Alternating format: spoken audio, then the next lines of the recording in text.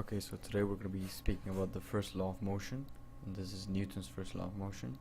So Isaac Newton's first law of motion is also known as the law of inertia, and it states that an object at rest is going to remain at rest, and that an object in motion is going to remain in motion with the same speed and direction unless it is acted upon by an unbalanced force.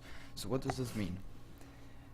This basically means that when an object is at rest, they have no forces acting upon them. They're going to remain at rest. They're not going to move, right?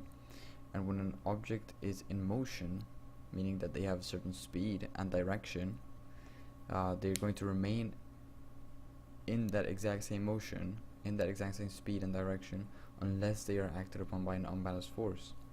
So with no outside forces, a stationary object is not going to move. They will remain stationary. But an object that is and the same for an object that is already in motion, because they will remain at the same speed and direction unless they are acted upon by an unbalanced force. An example of this is a meteor, for example.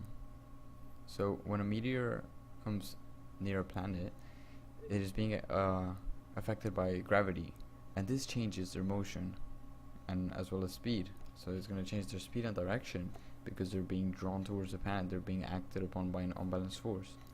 So forces are balanced, and objects at rest are going to remain at rest with no speed, and objects in motion where the speed is not zero is never going to be zero, because they will remain in motion unless they are acted upon by an unbalanced force.